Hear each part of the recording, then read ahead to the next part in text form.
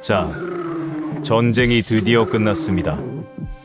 7년 전쟁의 마침표, 노량해 전. 이순신 장군님은 마지막 숨이 끊어질 때까지도 북을 쳐라 하셨고, 일본군은 꼬리에 불 붙은 것 마냥 뒤도 안 돌아보고 주랭랑을 쳤죠. 그런데 말입니다. 나도 드디어 퇴사를 했죠. 악마 같은 상사도 없어졌고 자유다 했는데 다음 날 카드값 명세서가 날아오고 냉장고는 텅텅 비어 있고 갑자기 건강검진 결과지까지 날아오죠. 정신줄을 놓을 뻔했죠. 그때 조선이 딱 그런 상황 같았어요.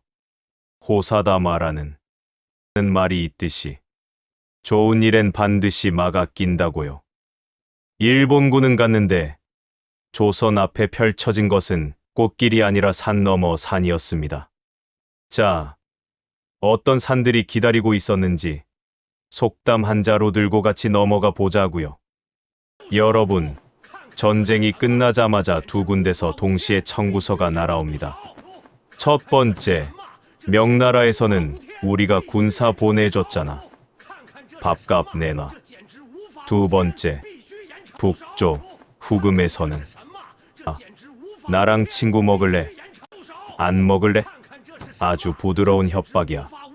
친구 안 먹으면 그냥 쳐들어오겠다는 거란 말이야. 아주 괘씸하죠.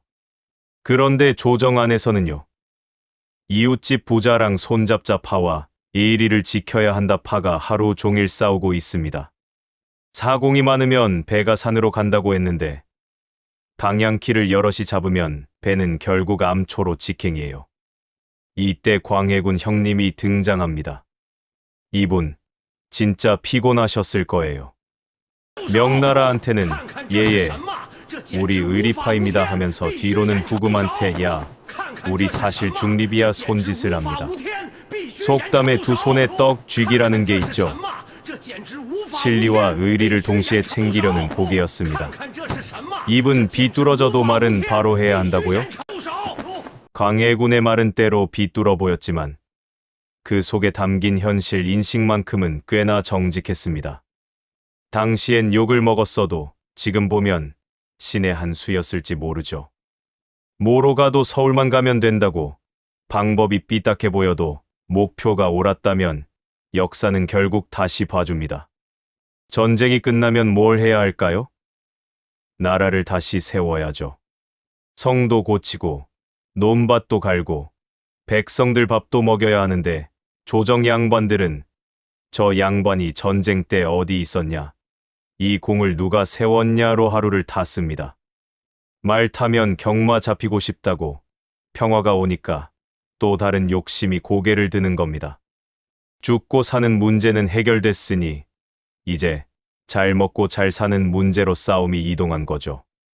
물이 들어올 때 노를 저어야 합니다. 전쟁 직후는 개혁의 골든타임이에요. 백성들의 마음도 신진 세력의 의지도 가장 뜨거울 때거든요. 그런데 그 황금 같은 시간을 내부 싸움으로 흘려보내고 결국 호미로 막을 것을 가래로도 못 막는 상황이 옵니다. 바로 병자호란이죠. 소 잃고 외양간 고치는 것도 늦었지만 그마저도 제대로 못하면 다음번엔 소뿐 아니라 외양간까지 통째로 날아갑니다. 이거 남 얘기 아닙니다. 팀 프로젝트 대성공했는데 팀원들이 다음 날부터 내가 더 기여했다로 싸우는 거 보신 적 없으세요? 조선이 그랬습니다. 정말로 한심하죠. 성과 보고서 쓰기도 전에 공 나눠 먹기 싸움 먼저 시작한 거죠. 다 된 밥에 재 뿌리는 건 500년 전이나 지금이나 똑같습니다. 역사는 반복된다고 하는데 하지만 정확히는 비슷한 상황이 반복된다고 하지요.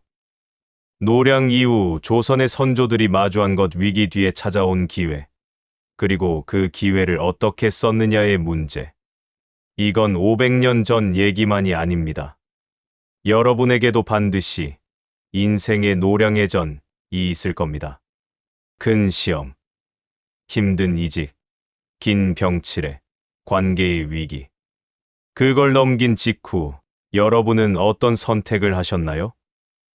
물이 들어왔을 때 노를 저으셨나요? 아니면 다 된 밥에 재를 뿌리셨나요? 광해군처럼 의리와 실리 사이에서 아슬아슬 줄타기를 할 것인가? 아니면 내 편 가르다가 황금 같은 시간을 날려버릴 것인가? 댓글로 여러분의 선택을 알려주세요. 구독과 좋아요는 조선 민화처럼 화려한 이 채널을 지켜주는 수호 혜태입니다. 다음 영상에서 또 구수하게 만납시다.